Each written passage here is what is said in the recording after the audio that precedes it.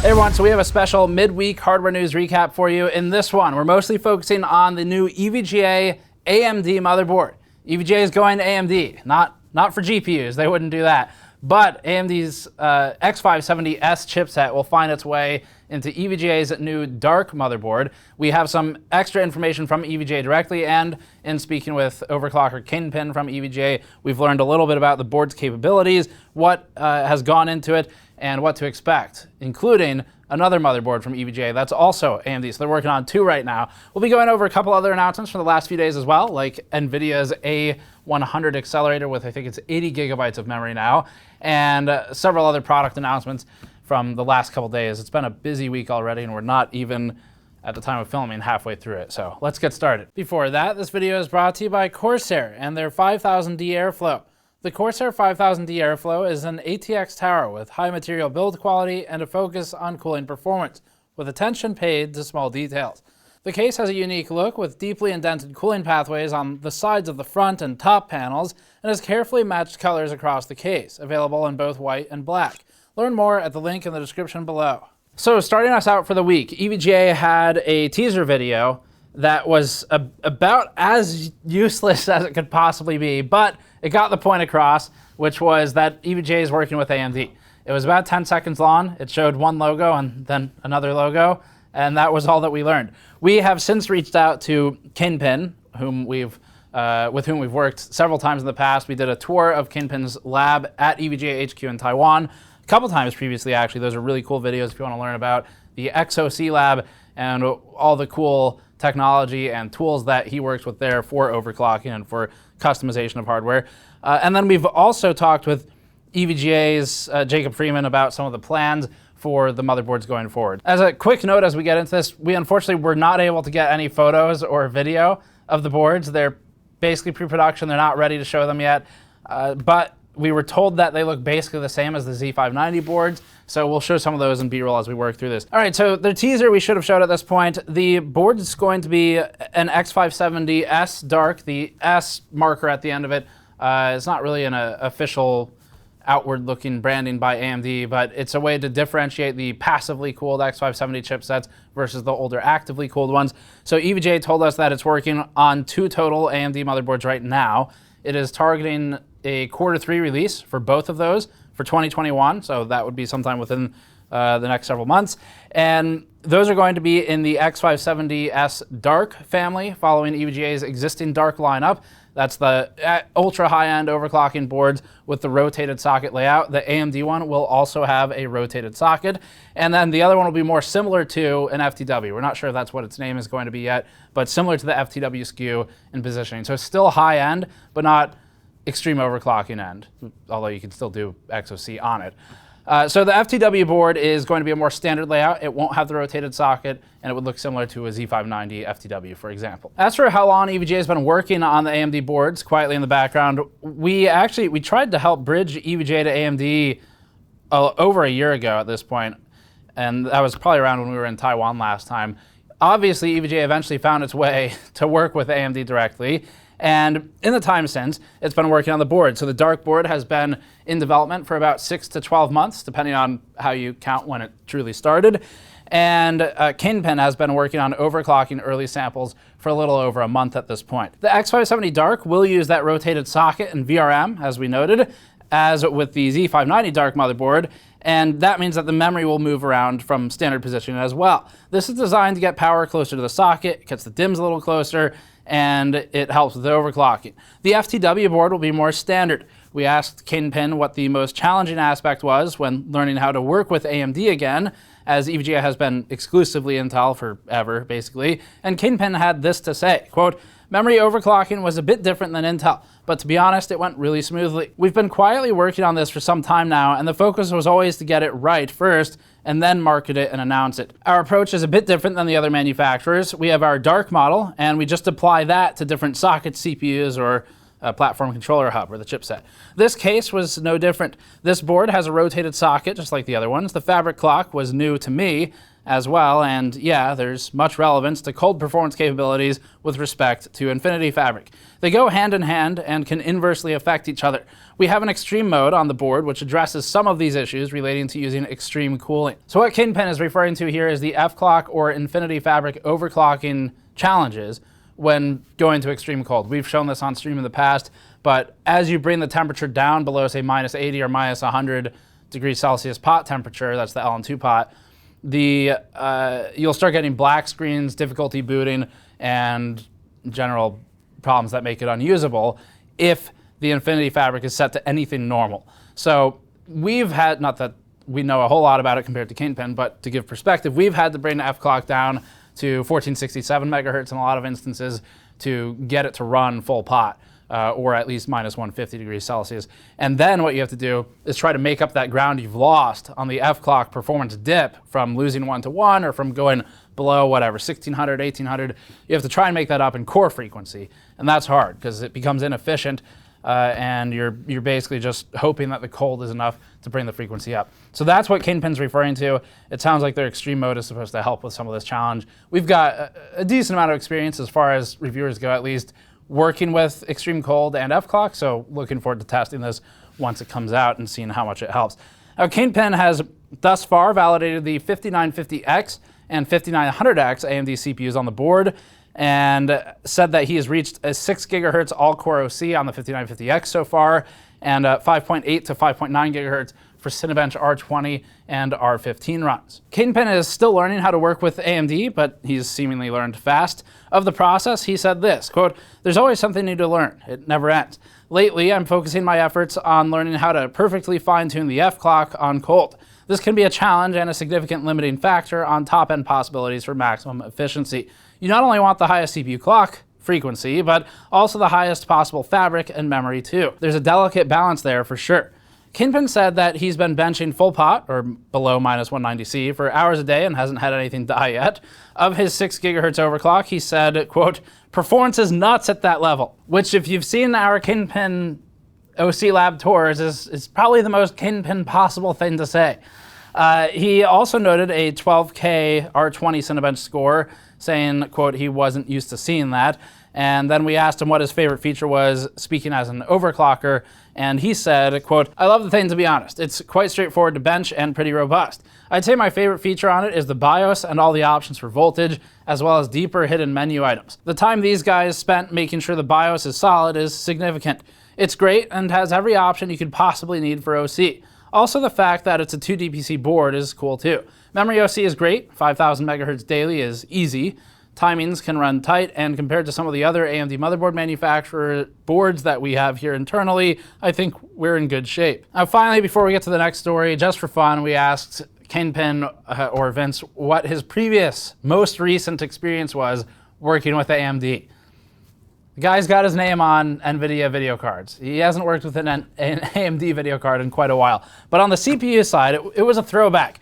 Vince said, quote, "Not since Phenom have I touched any AMD CPU at all. The last time I did, I was in Austin, hanging out with the silicon engineers at AMD, using liquid helium to push the limits of both Phenom and Phenom 2.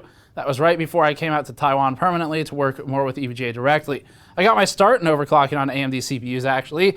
Athlon and FX processors like the FX 55 and 57 were more or less the genesis for my overclocking career, and were the foundation and early building blocks of our community, responsible for paving the way for modern OC scenes that exist today. I spent a lot of time benching 3D Mark 2001 and 2003 on socket 939. So that's all we have on the EVGA board for now. Add some more detail for you. Big takeaway, there's going to be 2 of them, and by Q3. No pricing information yet. Both X570 with that S marker, so they'll be passively cooled in the chipset, and then the rotated socket for the dark. And this has been something we've been looking forward to for a while, because EVGA had a really rough time with motherboards early on. Like X99 classified, we actually still use on one of our benches, and it was kind of a mess. And EVGA had a huge amount of memory overclocking issues in the past with its older boards. But with the newer Z-series boards, with X299 Dark especially, it started to get cleaned up a lot and really improve to the extent that it was our primary platform for a lot of the overclocking we did in some of the earlier RipJ and RipLTT challenges that we did. So it's good to see EVGA try to roll its improvements into the brand that's kind of more popular for enthusiast use right now, just because you hate to see engineering only usable for half of the products on the market. So anyway, that's what we have right now. Normally we would fly out to Taiwan to show prototypes like these in a lab tour. It's just not possible right now, but hopefully we'll have some photos and videos of the board soon, and we'll keep you posted as we learn more. Up next, another story where we got a lot of direct information from the source of the story. So we got in touch with the developer of the popular Ryzen DRAM calculator. You likely have heard of it, or you maybe used it at some point, and the reason we got in touch with one Usmus is because he's working on a new software solution called Project Hydra. Not the Marvel one, but a different one. So Project Hydra is an entirely new software suite that one Usmus developed for custom profiling of AMD Ryzen CPUs. It's pretty cool. We've gotten a slide deck from him. He talked us through some of the basics of how it works, inner workings of it, and what sets it apart from previous Ryzen overclocking utilities, and of course from AMD's official one. And some of the key differences, other than the granularity of customization for the software, for example, going down to 1 millivolt changes on the CPU rather than 3 to 6 millivolt changes as the bottom. One of the other big differences was security. Specifically, one Usmus has some concerns about Ryzen Master and security there, and has taken steps to address it with his own overclocking utility and profiling utility. So the tool is meant to configure processors individually and without losing the low-threaded performance if you're running a single-threaded workload, still being able to profile and maintain an all-core or a, let's say, 50% cores active workload at tuned all-core overclocks without dropping off that single-core extra high clock that you can normally get. Profile set a base frequency dependent on the quality of the cores for a given CPU. AMD CPUs have a silicon quality or a silicon fitness attribute. In the past, this has been referred to as FIT or FIT, and it's a determination for how good the silicon is. Any piece of silicon in a modern GPU or CPU in our space would have some type of determiner of quality, and that's obviously what dictates why some of them overclock higher than other ones, or why some of them can run at more efficient voltages than other CPUs. So this tool is able to tune and determine the quality of each core individually. That can be extremely useful, especially if it's done quickly with a guided process, because normally that's something you would do manually in a very painstaking and slow fashion. As for how the quality is determined, that's done with a simple approach that leverages Prime 95 plus error checking to find the maximum frequency threshold per core. Hydra then looks at AMD's own factory estimate of the core quality by using the requested voltage value, at which point Hydra checks this against its own calculation to build a profile of the CPU silicon fitness. Hydra is related as well to Clock Tuner for Ryzen, which you may be familiar with, and improves on the approach. In a proof of concept, for example, sent to GN, one Usmus showed AMD's Ryzen Master configuring a 5950X to 4750 to 4800 megahertz at 1.425 to 1.45 VID, as opposed to CTR's 5000 megahertz at 1.3 VID. There's a power benefit there, there's a thermal benefit, and of course a performance benefit from that change. Hydra for Ryzen will also include these features: user choice between Hydra controlling the CPU's boosting behavior versus using Curve Optimizer or CO, individual frequency control for each CCD, which AMD Boost can't natively do, 1 millivolt granularity for stepping as opposed to 3 to 6 in Ryzen Master, and 3 voltage curve presets for all profiles, including undervolt, normal, and OC settings. There are also up to 9 profiles for the CPU, which is useful for establishing peak performance on a per-task basis. There are OC diagnostic tools, a profile storage solution that should minimize the corruption of profiles if there's a bad overclock while tuning it, a built-in failsafe to protect users against their own error. It's commonly a concern with any OC tool, and automatic profile shutdown in the event of a dangerous situation like overthermal. When we asked one Usmus how the software works, he said the following, quote, Hydra constantly communicates with the SMU via the PCI bus without blocking it, and depending on the data received, it changes the frequency or switches the profile. Resource requirements are minimal, up to 100 megabytes of RAM and 0 to 1% CPU usage. The chance of damaging a processor with this program is lower than with Ryzen Master, because it does not use PCIe mutex, and this can be an ideal weapon to destroy processors. Hydra uses PCIe mutex, hardware mutex, SMU, and also checks command integrity. PCIe mutex is a means of protecting commands from being overwritten or modified. Ryzen Master does not have this protection, One Usmith says. And he also said, you may have heard before about CTR plus Ryzen Master setting 1.55 volts on the processor. Luckily, the protection system kicked in and all processors survived. The reason for this phenomenon is that Ryzen Master was interfering with the CTR and in parallel trying to send a command to the SMU to update the monitoring table. He says, I told AMD about it, but they didn't care. And finally, just closing out this quote, he said, for me, user security is very important. Perhaps controlling the CPU frequency in real time sounds fantastic. With Windows, no one's done it before, but I already tested it, even in games with CTR. Now, we haven't gotten hands-on with this yet, of course. It's expected in July, end of July for the alpha release. We'll try to look at it, maybe work with it on some of the APUs or something. We want to do some overclocking with those, but still in the works. One Usmith plans to have a free version that's mostly unlocked and then a pro version as well to support his development efforts. One Usmith said that he's planning 2 versions because of the limited support that he gets from AMD. So he has to, at this point, either buy samples or wait an extended period of time and then develop the software for it. One Usmith said the functionality will be maximum in both versions, except for one thing. This is the automatic update and the unlocked CO, or curve optimizer.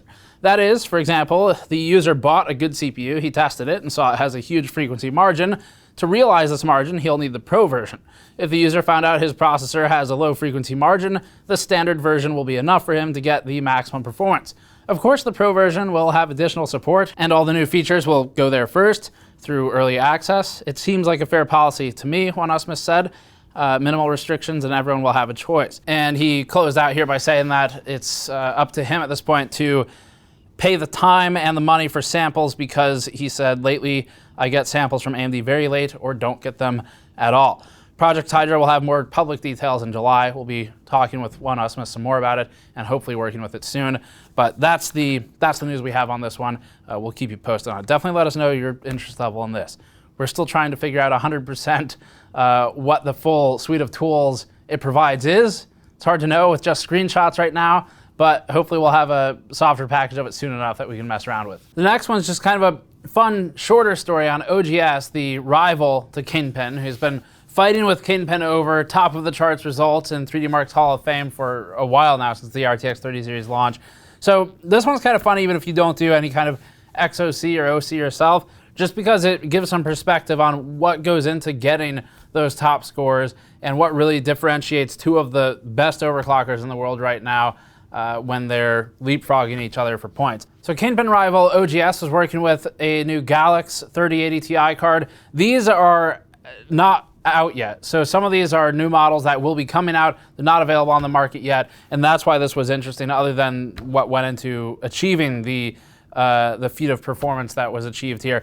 But we caught up with OGS to talk about the achievement and get some photos of the process as well. No video to be had of the XOC event, but 3080 Ti scoring was at 18,726 points in Port Royal. If that doesn't mean a whole lot to you, that's completely okay. The comparative is useful. So previously, OGS had a 3090 at 19,386 points, and that means that between the 2 of them, the 3080 Ti result that OGS posted was only about, it allowed the 3090 result about a 3.5% lead. Not a huge gap between a Ti and a 3090, and OGS noted to us that he only had a couple of days total, or on the bench time, a couple hours, to work on the 3080 Ti overclocking, so there's room yet to improve. Now, overall, OGS ran a voltage of 1.48 volts for primary core voltage. For secondary core, was running 1.22 volts, and then for memory was in the range of about 1.45 to 1.47 volts. Of course, all of these numbers you can only really run if you're under LN2. You shouldn't be pumping this much voltage into a 30 series card otherwise, because you'll kill it. The thermal compound was Thermal Grizzly's Cryonaut Extreme, and the LN2 pot was a Gallick's Bits Power pot.